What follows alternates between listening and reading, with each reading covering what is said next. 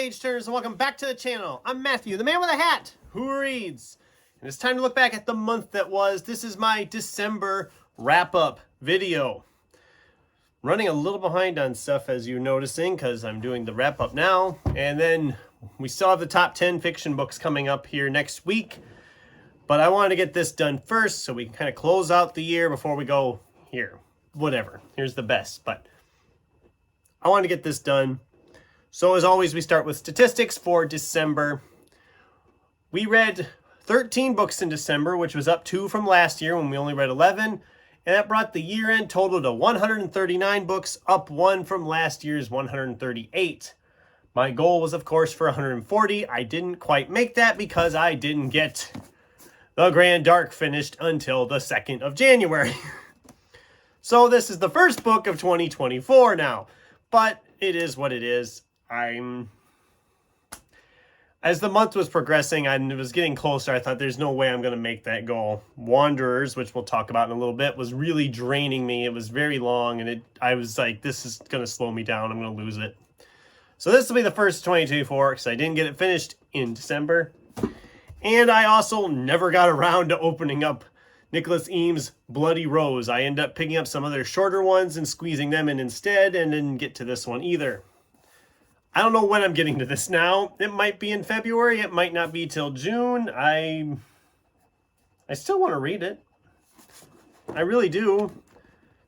It's just I have so many other books I'm lining up already in my TBR. So this is one I will get to yet.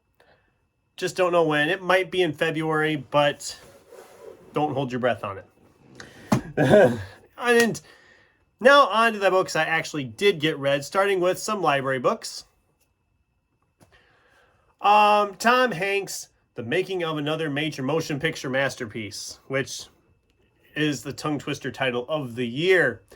It's about the making of another major motion picture masterpiece. Big surprise, the plot is given away in the title. Anyway, I liked this book a lot.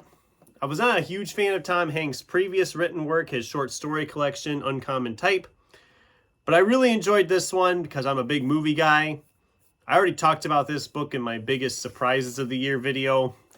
It was a 4-star book. If it would have done just a little bit more with the ending, I probably would have raised it to a 5-star. But as it is, it was a really enjoyable book, and I recommend it, especially if you're a fan of movies and movie making. Then there was Valente Davis's Miracle on 34th Street, which was short, so I can at least say that. But I was not a fan of this one. I love the movie. The original movie, is a classic. It's a masterpiece. It's like required watching at Christmas time for me. And I was very excited to read this book, and it just didn't work for me at all. I thought they'd written the book first. Here they wrote the book after the movie was out. And they changed things that don't need to be changed. And if you've seen the movies many times as I have, you know bits of dialogue by heart. So when one of those lines does pop up, you're like, hey, okay. And then it changes part of the line. You're like, no, it's not right. It didn't feel right. And there was just some of the decisions that were made they were weird decisions. But I don't know. It was like, it's Christmas time. It was a 3-star for me. I wanted to like it more than I did, but it just kind of fizzled for me. I didn't love it. And then Bruce Cameron's Love Clancy, Diary of a Good Dog. I mean, it's Bruce Cameron writing a dog story. I mean, he does it. Nobody does it better. It was fine. I didn't love it, but I didn't hate it. I mean, I'll be honest. It went about like I expected it to.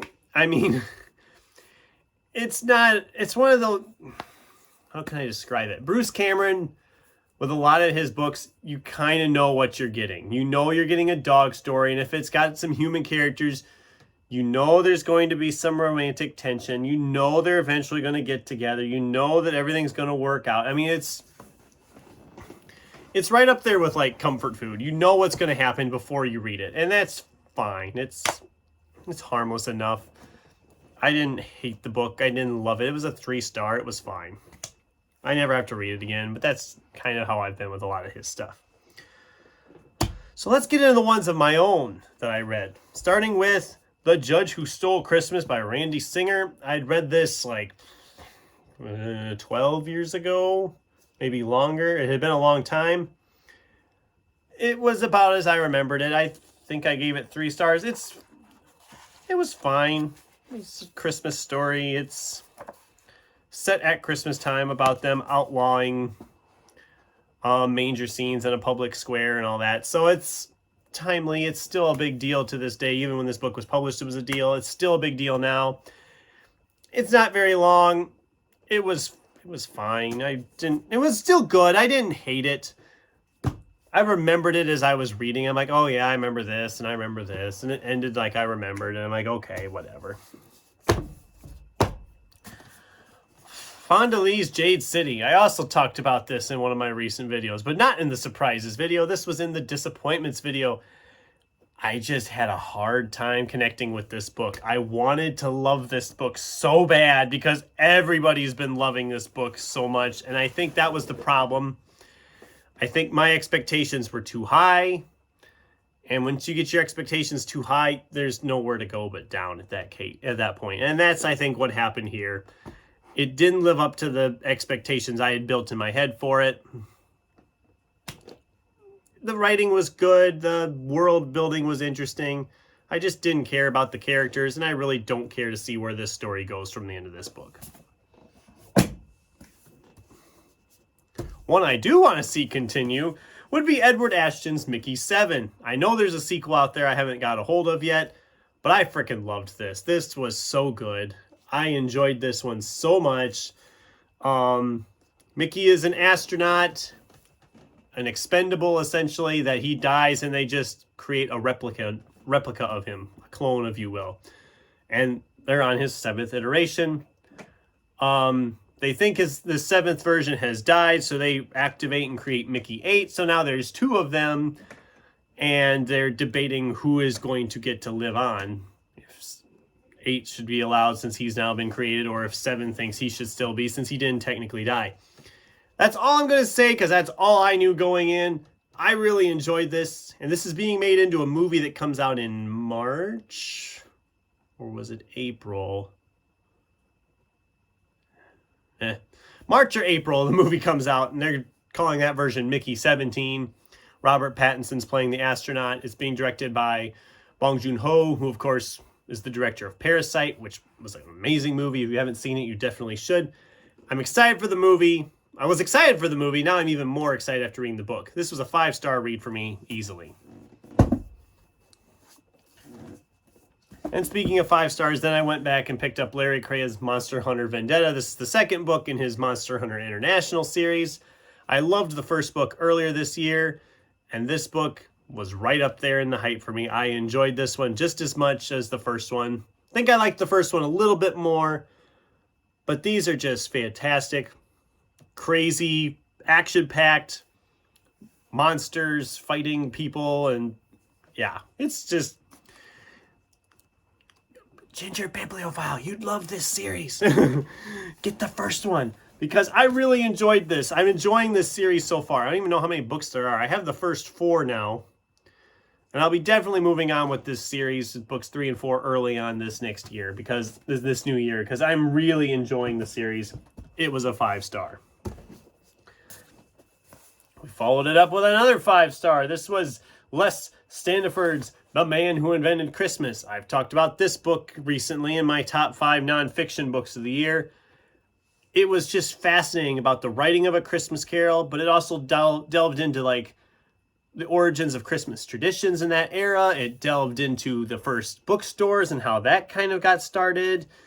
It was so fascinating. I really, really enjoyed this. If you love A Christmas Carol, you definitely owe it to yourself to read this book as well, because it's a great companion piece to that and really kind of gets you into that mindset of a writer at work. It just really, really worked for me. I loved that book. And they made a great movie of it too, if you haven't seen the movie.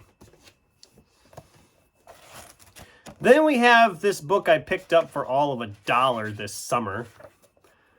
From Richard Bach, this is Illusions, The Adventures of a Reluctant Messiah. This book was strange, but it was written in the 70s, so that might have something to do with it. Essentially, it was kind of throwing out the idea that what if the Messiah came today, and what kind of role would it play in society? Well, if he came in the 70s, and what kind of role would he play in society? It was a fast read. I mean, the type is pretty sizable. The book itself isn't very thick. I flew through it in like 2 days. And it was interesting from like a time capsule perspective. I don't think this is a book that really is demanding to be read now as much. If that makes any sense. I mean, for what it is, it's interesting. It's like looking back into it. It's like one of those books you'd find in like in your grandma's attic in a box, you know, if you're cleaning out the house someday and you find this box of books and there's this like a random paper bag in it. That's what this book felt like. It felt like something that I found in a box in an attic somewhere, and it was, well, I'll read it. Why not? That's what it felt like. It just felt like this really interesting time capsule type piece. I did enjoy it for the most part. I gave it 4 stars, and I probably would read it again because, like I said, it is a very fast read. It kind of looks at religion as a whole. I mean, I don't know. It's different, but in a good way. But not in like a crazy, insane way. It's just kind of different. Am I making any sense at all? Probably not. Then there was another Christmas book because I was just on a roll and I decided to pick up another one. This one actually belongs to my mom, but I never read it. This is Oh Little Town. Family drama in the 50s in a small town at Christmas time. And it was okay. It was a 3-star read for me. I didn't hate it or anything. It moved along really quickly. There again, it's not very long. I think it was like 300 pages. The characters were all fairly interesting. There was a couple of them I didn't really care all that much about. But as a whole, I thought, again, this is very like interesting, like looking into a time capsule type deal. I mean, I wasn't alive in the 50s, so I don't know what the 50s life was like. But if you remember the 50s, I don't know, my audience isn't in that age group, though, I don't think. But if you remember the 50s, you might enjoy this because it's kind of like that nice little slice of life type thing. I mean, it was okay. I didn't love it, but I didn't hate it either. It was just fine. It was okay. There's a lot of that this month. Then I finished off my Neil Gaiman short story collection reread with the last one, Trigger Warning. I mean, what can be said? It's Neil Gaiman writing short stories. This is probably my least favorite collection of the 3. I'm a huge fan of Smoke and Mirrors. I think that's still my favorite. And Fragile Things is right up there too. This one, some of the stories are a little weaker in my opinion. I'm not going to go into details on all of that. There are good stories in here, don't get me wrong. Black Dog is awesome. I know Robin loves that story. He was talking to me about it before I ever got this one picked up. But there was some other ones I liked. But like the one's like a Doctor Who story, and that does nothing for me. I'm not a Doctor Who person. So I mean, you can enjoy the story just fine, but you'd get more enjoyment if you're a Doctor Who person. Unfortunately, I am not. So it's just okay. That's just like an okay story for me. It's still a good collection. I mean, any Neil Gaiman collection is a good collection. I mean, I can't badmouth it at all, but we're almost done here, guys. So then there was Chuck Wendig's Wanderers, this 780-page behemoth that I've had sitting here for almost 2 years. I finally decided to have at it, and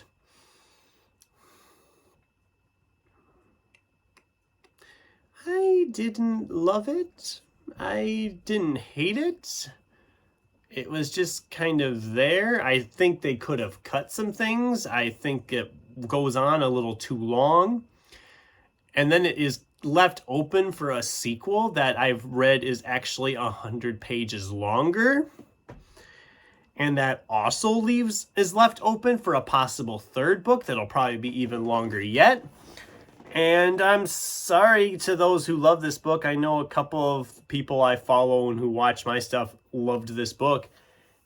I didn't love it, and I don't think I'm going to continue on with it. And I'm not going to keep it either. So, yeah, this was a disappointment for me a little bit. Not a huge disappointment, Not big enough for my disappointments video, which is good because this actually got finished after that.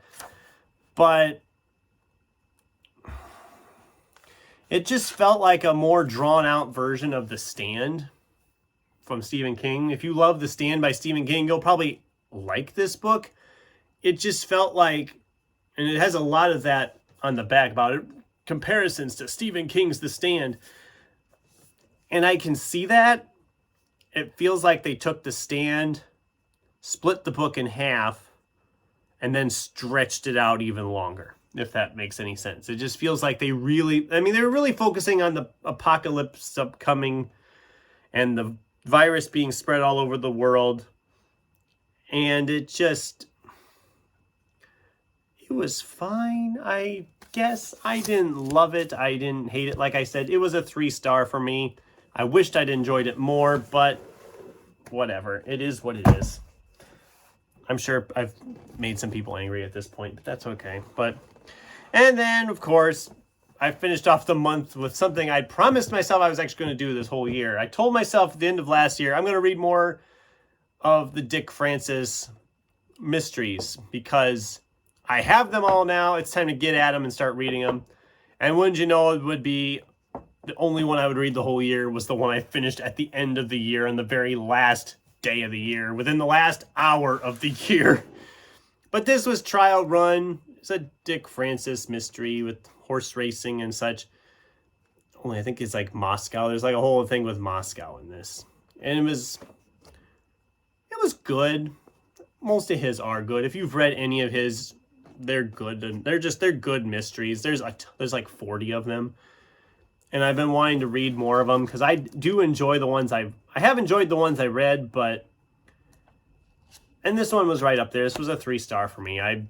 Some of them I've read have been better than this one, but I've read some that were a lot worse. So yeah, that finished off the month. That was 13 books for the month. And as far as my favorite book of the month, Mickey 7 has to be the favorite one of the month for me, although it's a very close race between that and Man Who Invented Christmas. Both of those were very enjoyable.